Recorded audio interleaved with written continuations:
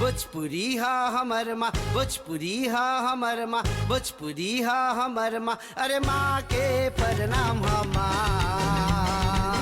इनकरे से शुरू होवेला, इनकरे से शुरू होवेला रोज के जीवन हमार, रोज के जीवन। नमस्ते। इस प्रोग्राम में सब दर्शक लोग के स्वागत बातें। सर्द मौसम बातें, तेज हवा भी बहत बातें। आज हमने पहुंचल हैं जा काहोलिन गांव में। काहोलिन गांव जिनकी देश के पूर्वी प्रांत में फ्लाक ज़िला में पाल जाला और हैजा परी दिखते जा जिन छोटा छोटा गांव बातें जैसे कि ब्रह्मस्थान बातें, लालोहा बातें, इख्वानिया बातें, आगे में बेलिया भी बातें, एनएस फ्लोहा इत्यादि। तो आहजा ई काहोलिन गांव में भोजपुरी भाषा जिन बातें सकब जा बोले बोलचाल के भाषा हा। हमने की जिन पूर्वज बातें वो लोग भारत से खासकर बिहार और उत्तर प्रदेश से जहाँ पर ये भोजपुरी भाषा बोलल जाला हो जा से अपन संगे गिरमितिया मजदूर लोग ई बोली के अपन संगे अनलन जा और एगो समय रहल जब ई भोजपुरी भाषा जिन बातें खूब बोलचाल में रहल, प्रचलन में रहल। पर धीरे धीरे हमने देखनी जा काहे कि जीवन ही परिवर्तनशील बातें, गतिशील बातें, जीवन में बहुत बदलाव आवेला। तेकर संगे ये भोजपुरी भाषा के लेके भी बहुत सकब जा बोले बदलाव होल बातें। आज हमने के भोजपुरी भाषा के कुछ दशा बातें, कुछ परिवर्तन होल बातें, इस सब के बारे में हमने जानकारी प्राप्त करब जा इस प्रोग्राम में। हमने के साथ खातिर बहुत शुक्रिया। तो जैसे कि बोलनी जा जपरी काहोलिन गांव में बहुत से लोग भोजपुरी बोले लन जा और है पर आते आते हमने की मुलाकात है जपरी फारूक लालू संगे होलन। तो चलो उनकर से हमने थोड़ा सा बातचीत करेला। तो फारूक जी प्रोग्राम में तोहर स्वागत बाटे। तो अब हमने की थोड़ा सा नहीं बतावा ये गांव के नाम काहोलिन काहे पड़ल बाटे? बहुत मेहरबानी। अइला हमरा आज हमर से पूछला गांव के नाम काहे खातिर ई नाम बा। ई गांव के नाम बा ई जब एगो तबिस्मा हियाँ रहल तब ममजेलवा रहल एगो फौसी रहल ताल हियाँ त ई तबिस्मा किनलक तो ओकर नाम रहल काहोलिन। तो ओकर नाम डाल दिलक तबिस्मा काहोलिन मैम। काहोलिन वजह काहोलिन नहीं है ओकर नाम ला काहोलिन और ममजेलवा के नाम रहल ला काहोलिन। तो इसलिए काहोलिन के नमवा रगल काहोलिन के। तो ई तबिस्मा में हमार बाप दादा काम करत हल।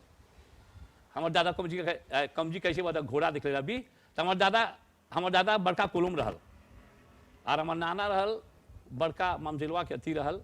ओकर घोड़ा उड़ा के नहावे, ओकर घोड़ा उड़ा के अथी करके रोज ओकर खाए के दे यार ओकरा ममजिलवा चढ़ के जाए घोड़ा पर। वो लेपोक है मैं फिर ओकर बाद आल रामफोल आल आर कोई आल तब इसमें आल तेओ लेलक। ऐसे ऐसे गैदे लगल। अब हमें की बतावा क्या ई गांव में बहुत से लोग भोजपुरी बोलेलन जा? एक हाँ ई गांव में पहले सब मामा पापा लोग भोजपुरी बतियाए। अभी भी ढेर बात ढेर हलवा सीमा में बात है ढेर कोई बतिया रहा भोजपुरी। और हई तो हमनी के लांग है ना मऊसा के लांग हमनी इंडिया से आने से लैंड से आने से हमनी के दादा पुरखों लोग बा लैंड से तो यही बचाए चाहिए हमनी के ना।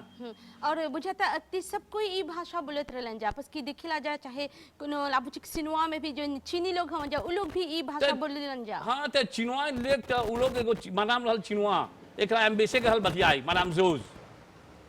तो उ तो खाली जॉन भाई बोली दीदी का लेबे गे दीदिया ए बुबू का लेबे उ लोग के खिंचिया ऐसे हो रहा लोग के मोहब्बत ऐसे रहल पहले आदमी सब आदमी के बोले कोई बोले चिनवा लोग के कप्तान कप्तान पास कहा जाता था राशों की नौकर लगी तो वो कप्तान का है बस कि वो राशों बेचेला। हमें की बताओ फारूक जी बुझाता आजकल ये जन बोली बातें ये जन सब के बांध के रखत रहल थोड़ा थोड़ा अब बुझाता ये लुप्त होता बिलात बातें। हाँ ये बहुत जरूरी बात बोल रहा हूँ सच्चे के बोला तो आजकल के लड़का जो उठा था अभी वो लोग फैशन में जाता। पहले कमी के लिए लिपोक में हो जा हिंदी रहे गुरुजी आवे और उर्दू के जनाब आवे तो जनाब और गुरुजी संगे क्लास एक कर दी दूसर करी।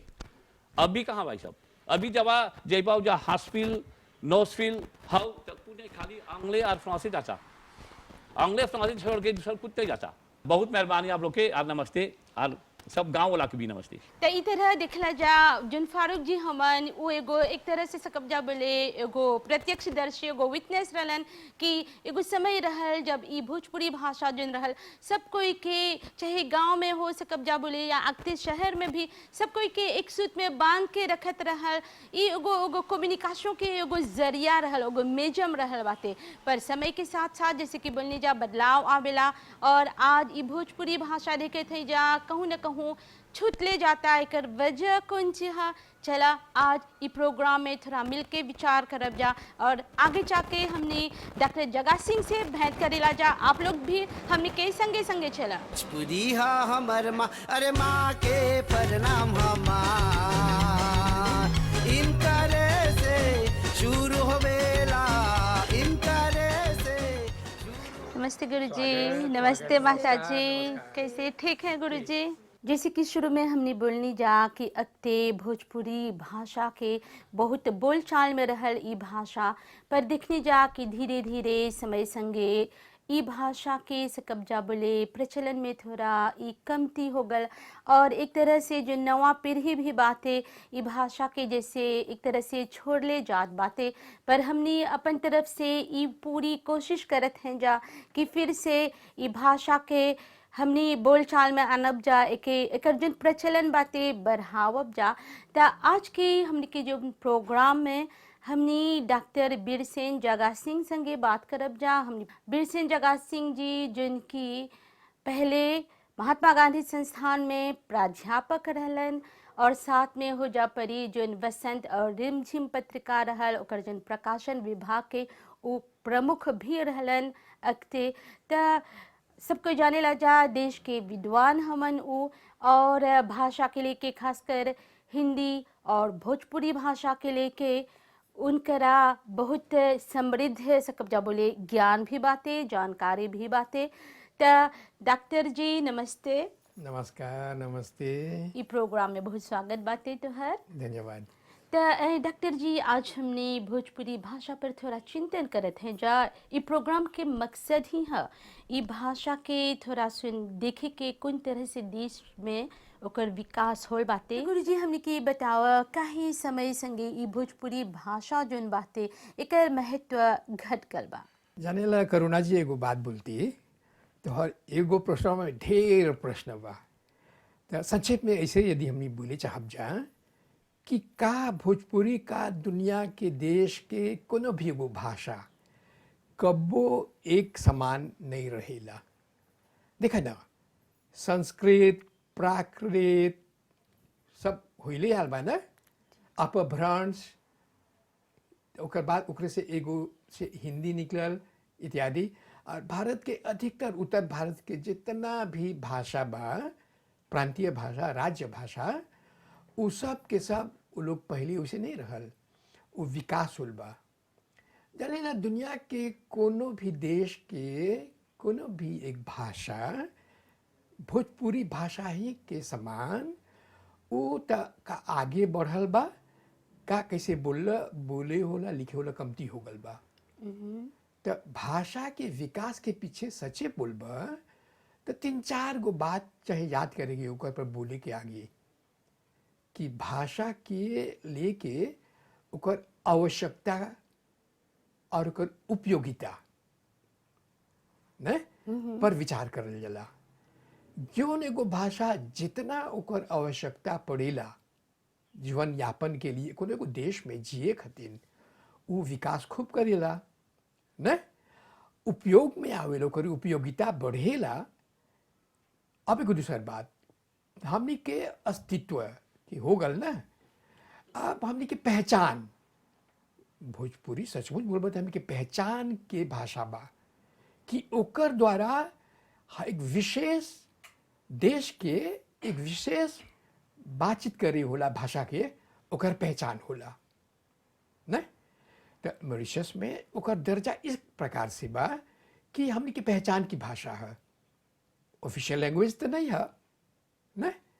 अब जो पुराना उपनिवेशवाद की जो भाषा अंग्रेजी और फ्रांसे अंग्रेजी और फ्रेंच वो तो आवश्यकता की भाषा है आवश्यकता है ओकर लिए ओकर से रोटी के सवाल जोड़ल बा, जबकि भोजपुरी के रोटी से ओकर सवाल जुड़ल नहीं बा। तो वो कैसे सकेला आगे बढ़े अंग्रेजी और फांसी के समान। लेकिन ओकर महत्व तो बा, में संख्या में अधिक और कम होल बा, ओकर में घड़ी बार में थोड़ा कुछ घड़ी बाद में विचार करब जा। तो देखा भोजपुरी हमने के मॉरिशस में, चला धर्म और संस्कृति के लिए की बात करी। अभी ले हमनी रामचरितमानस के जब पाठ करीला सा, अधिकतर लोग हिंदी ना है भोजपुरी में व्याख्या करीलन सा न, बिल्कुल भाषावा जिंदा बा। लेकिन हमने ना बुरा नहीं मनिया, हमने भोजपुरी से सौतेला व्यवहार कर लिया है सर। भोजपुरी के जगह पर हमने हिंदी के महत्व दिलिया है सही देश में लेकिन ओकरो मान कर ले है सब उधर भी तो बतियाइल सा ना, बतियाविल सा हमने बे घटल काहे बा, काहे कि नौकरी से ओकर संबंध नहीं बा, लेकिन उपयोगिता की भाषा हो, उपयोग ओकर करल जाला। उ खातिर मॉरिशस में भाषा भोजपुरी जिंदा बा।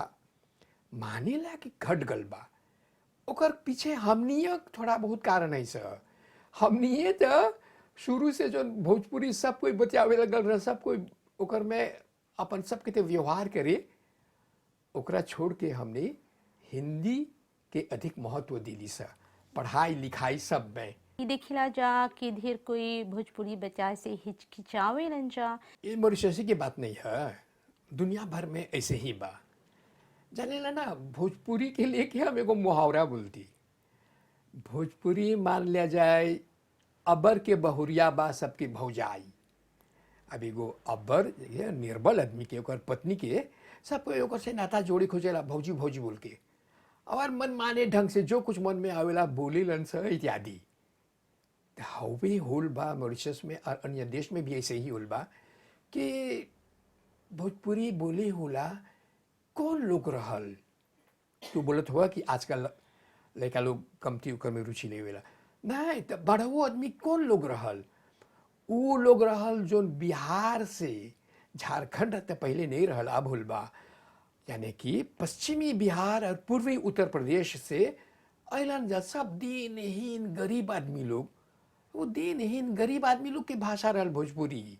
यहाँ जब वो लोग अलन से मॉरिशस में, तो वो लोग काहे अपन देश छोड़लक? 3-4 कारण बा। जब 1857 में ईस्ट इंडिया कंपनी से अंग्रेज सरकार हुकूमत ले लेलक भारत के, तो वो लोग बड़का एगो लैंड रिफॉर्म करलन सा भारत में। जितना आदमी लोग के काम और खेतीहर रहलन सा, किसान लोग रहलन सा, लोग से जमीन लेके जमींदार के दे दिलन सा। तो देखिए ना कैसे गरीब दरिद्र हीन भावना लेके अपने पर औसन आदमी कलकत्ता की ओर बनारस की ओर गए सा, और लोग गिरमिटिया के रूप में मॉरिशस अलन सा। भाषा विज्ञान के अनुसार यदि हमने बतियावब से लिंग्विस्टिक्स, तब भोजपुरी गिरमिटिया लोग के लॉन्ग डोमिनांट रहल, और लॉन्ग डोमिने मराठी उर्दू हिंदुस्तानी बोलतन से, तमिल तेलुगु बंगला, पहले बंगाली भाषा भी मॉरिशस में रहल। हाई सब वो लोग के बोले होला कमती रहल मॉरिशस में, तो वो लोग संपर्क संप्रेषण की भाषा के रूप में भोजपुरी के प्रयोग करते हैं सर। अब भोजपुरी सबकी भाषा हो गल, सबके बतियावी फ्लुएंटली। इतना लेके चिनवा लोग हैं, वो तो बाजार की भाषा रहल। जौन भाषा क्लिया बतियावा था वही भाषा चिनवा लोग बतियावा था अपन बुटीक में। सब कोई तो मॉरिशस था भोजपुरी मई हो गए रहलू समयुआ में न। तो आप काहे खातिर घटल ओकर बोली होला? आज से नहीं, तू बोला अभी लेकर लोग नहीं बतियावा था, नहीं, बहुत पहले से एकर पीछे अनेक कारण बा। अनेक इतिहासकार लोग ओकर अनेक दृष्टिकोण से व्याख्या करेलन छ। कहीं पर इतिहास में लिखल नहीं बा, लेकिन विद्वान आदमी लोग अपन विचार की घोड़ा दौड़ावेलन छ, तब वो लोग के लगेला। जानेला इतना एकता जब एगो देश में एगो जनता में जब हो जाला, लगभग 60-70% आदमी लोग भोजपुरी बतियावत हल। तो अब जो धन कुबेर लोग बा, धनी मानी लोग बा, और जोन जिगजा आंग्ली लोग रहल देश की, वो लोग की माथा ते ठनकल, वो लोग एकता से बहुत डरेला। तो लोग सोचला कि कैसे ही लोग में फूट डालब सा और राज करब से, डिवाइड एंड रूल। इतना सब कुछ दुनिया भर में जाने ला, मॉरिशस में भी, भारत में, और कहूँ चाहूँ और। तो वो लोग सोचलक कि हाई एगो चला सा ऐसा काम करब सा कि वो लोग के हमने बिखरा देवब सा। त ऐसा समस्या आयल, ऐसा एगो उपाय करलन जा कि सब के जो भारतीय मूल के लोग बा, वो लोग के भाषा, वो लोग के संस्कृति के बढ़ावा देवे की। हिंदी एक बगल, तमिल एक बगल, तेलुगु एक बगल, मराठी एक बगल, न वो तो सच्चे बोलबा तो मान लीजिए होम करत हलन सा, पूजा करत हलन सा। तो बोलल न जाला कि होम करते हुए हाथ चलना। वो लोग एगो अच्छा काम करलन सा, भाषा की बढ़ावा देवत हलन सा। तो वो होम करत हलन सा, लेकिन हाथ जल गल। हाँ तो कौन चीज जरल कि भोजपुरी भाषा जल गल उस समयवा में। अब सब कोई कैसे एगो खिस्सा सुन लो ही बतू कि 2-3 गो आदमी रहल जो कि कमती लौकत हल। तो वो लोग के पूछल था कि हाथी कैसन रहेला। तो वो लोग हाथी के अपन अपन अंग पकड़ के, हाथी के अंग पकड़ के, कोई बता हाथी जे कान पकड़ ले बोले उता चौड़ा बारी भाई, जो हाथी के पोछे पकड़लक उता बोल लग जाना है उता सांप रसी ऐसन बारी भाई। ऐसे तो अपन अपन हिस्सा की सच वो लोग अपन भाषा के बढ़ावा में लग गए सर। तमिल, तेलुगु, मराठी, गुजराती, हिंदुस्तानी यानी कि उर्दू, सब अपन भाषा के बढ़ावे लगल। अच्छा हो ये होम करलन सा, हथवा जरल तो भोजपुरी के। अब जब सबके ध्यान उधर हो गल, भोजपुरी के मान घट गल। देखिए कब समय के बाद बोलते हैं हम, उस समयवा से भोजपुरी घटल आयल बा। तो बहुत जना बोले ला इतिहासकार लोग कि ये भाषा प्रगति करलक, हिंदी यहाँ मॉरिशस में मान होकर मिल गल। लेकिन संगे संगे कहूँ लिखल नहीं, हम बोलत है और बहुत इतिहासकार बोलेला ई एगो डिवाइस एंड रोल के आविष्कार रहल इस प्रकार से। तो आप भोजपुरी बोले होला सिमट के, कमती हो के भोजपुरी बोले होला हो गल। केवल हिंदी भाषी लोग भोजपुरी वाला हो गल। अब ओकरा गांव और शहर में जब बांट देलन सा, तो गांव के लोग बोलते रहल थोड़ा बहुत। अब शहर के लोग इतना फ्रांकोफोन की ओर आकर्षित होइलन सा, बड़ा बड़ा आदमी लोग, धनी लोग, न मॉरिशस की गोरी लोगों की फ्रेंच की भाषा, लॉन्ग डे ला कल्चर, अंग्रेजी ऑफिशियल लैंग्वेज ऑफ मॉरिशस। तो उता आगे बढ़ गल, ओकर में कोनो सवाल नहीं बा, अभी ले उसने वे बा। लेकिन जेकर बल बुते पर भोजपुरी खड़ा रहल, लोग तो बटा न गल। वो खतिन आज बाद में जब भाषा पढ़े गोला लोग लिकुल में, लड़का लोग ऑफिशियल लैंग्वेज के रूप में, जब आंग्ले फ्रांसी के अलावा जब बात उठल कि कौन भारतीय भाषा के बढ़ावा देवल जाए मेजॉरिटी कम्युनिटी के, तो भोजपुरी नहीं हिंदी के आगे बढ़ावल गेल स्कूल में। न हमारे समय में तो भोजपुरी नहीं पढ़ावल जाता है, तो अब तो सिलेबस में भी भोजपुरी के डाल देवल गेल।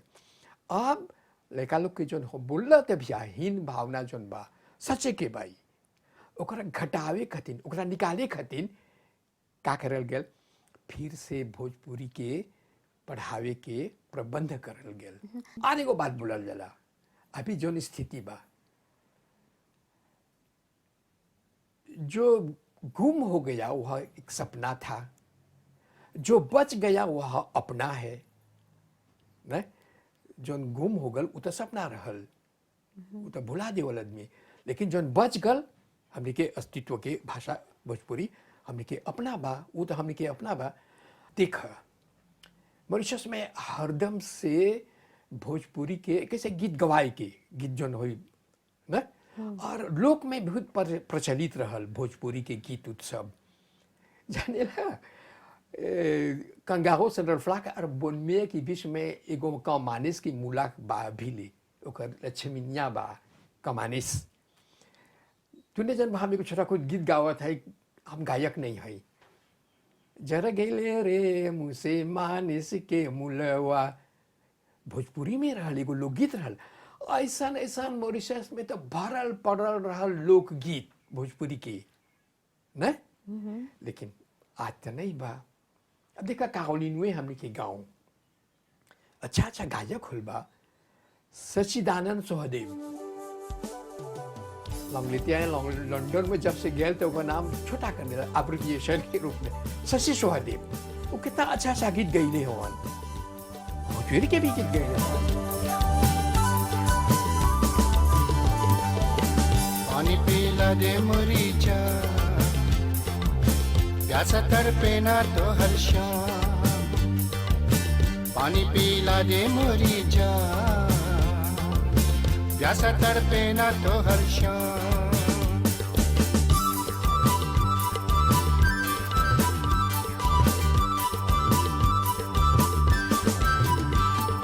नखरे नकर देख इधर, अब ना तू बन बेखबर।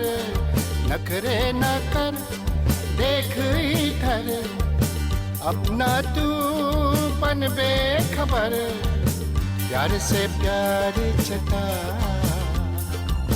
प्यासा को पानी पिला। जिनकी राह दिखा, प्यार का दीप जला। पानी पिला दे मोरी जा, प्यास तड़पे ना तो हर शाम। लोकगीत के बारे में तो बोलनी ना, लेकिन लिखित भोजपुरी हमारे जाने में केवल डॉक्टर ब्रजेंद्र कुमार भगत वो लिखले हवन, गीत लिखले हवन ढेर भोजपुरी के। लेकिन उनकर पिठिया ठोंक, देखा एक भोजपुरी शब्द आज गुम हो गल बा। उनकर पिठिया ठोंक कोई और नहीं लिखलक न। तो रिटन लिटरेचर, लिखित साहित्य भोजपुरी में जैसे कहानी, कविता इत्यादि बहुत कम बा या न के बराबर बा। लेकिन बा हमने के आर्शीव में न, इतिहासकार जी बा साहित्य के लोग जाने लन जा। आज के बात नहीं है, देखा ना 11 अगस्त 1921 लगभग 100 वर्ष पहले मॉरिशस इंडियन टाइम्स में एक छोटा को लेख बा, एगो बात शीर्षक से के लिखले बा। तो गोपाल बुढ़ा देखो का बोलली बा, हम तोरा पढ़ के सुनावत है। जब सुनली कि गवर्नर साहब हमन के सुख खातिर हिंदुस्तानी डॉक्टर मिलावत हवन मॉरिशस में, तो बहुत अच्छा लगल। गवर्नर साहब के भगवान बनैले रहियन है? तो प्रिंट मीडिया में भी भोजपुरी उस समयवा में रहल। मॉरिशस में वो लोग भारत के देख के कि भोजपुरी तो भारत में प्रांतीय भाषा है, रीजनल लैंग्वेज है। उस समयवा से देखिए का बोलते हैं हम 1909 से जब पहला यहाँ पर निकल रहल व हिंदुस्तानी, तो उस समयवा से ही से तो भारत में हिंदी के बढ़ावा देवल गए। जब मॉरिशस में लिखे हुए की बात आयल, लोग भारत के नकल करके हिंदी में लिखलन से। तो ये बोलत हुआ जाने ला तू मुंशी प्रेमचंद नोवेलिस्ट भारत की बड़का हिंदी में नहीं लिखा था उलू, वो तो उर्दू के लेखक रहल हो। लेकिन जब देखला कि एगो ऐसा रुझान बा कि भारत के राष्ट्र भाषा बन जाए हिंदी, अधिकतर लोग हिंदी मॉकेट के भाषा हो जाता, तो हिंदी में वो लिखले लगन। ऐसे ही तो मॉरिशस के विद्वान लोग जब देखलन से, लेखक लोग जब देखलन से कि जब हमने के लिखे के बाद हमने डायरेक्टली हमने हिंदी में रचना करब जा, वही खातिर तो सब समाचार पत्र इत्यादि सब निकलल बा तो हिंदी में निकलल बा। 1909 में मानीलाल डॉक्टर जय हिंदुस्तानी हिंदी में निकलन, एक आध गो निकलले रहलन अंग्रेजी गुजराती में 2-3 गो अंग, लेकिन हिंदी ही में 1914 में तो जय हिंदुस्तानी दैनिक रहल, डेली, जिस 14 में तरीको सोचा ना। फिर मॉरिशस इंडियन टाइम्स, मॉरिशस मित्र 1920 और 1924-26 तक हिंदी में रहलन स। और हिंदुस्तानी के बाद में मॉरिशस आर्य पत्रिका, ओरिएंटल गजट, सनातन धर्मार्क उस समयुआ में 1911, 12, 13 के बीच में सब निकल रहल। तो वही समझवा सकते हैं लोग भोजपुरी में डाले, लेकिन नहीं, वो लोग हिंदी में लिटरेचर के लैंग्वेज की अपने लन जानने के बड़ा आदमी लोग न। तो ई कारण बा कि काहे भोजपुरी नहीं हिंदी में अधिकतर लिखल गया। शुरू में बोले नहीं रही, आवश्यकता उपयोगिता दुगो शब्द है। तो जौन युग के आवश्यकता बा ओकर आधार पर भाषा का प्रयोग उपयोग उपयोगिता बोले रही ना। तो आवश्यकता के अनुसार उपयोग को होल के नहीं, उस समय के मांग रहल उपयोगिता ओकर होल। आवश्यकता थी, हिंदी की आवश्यकता रहल, तो उ खतिन हिंदी में सब रचना होल। तहजा पर से कब जब बोले एक तरह से भोजपुरी हमने की मातृभाषा भोजपुरी रहल। जानेला भोजपुरी के बढ़ावा देवे खतिन ऐसा नहीं बा कि सरकार कुछ नहीं करता। सरकार बहुत चीज करता और एमबीसी भी बहुत चीज करता।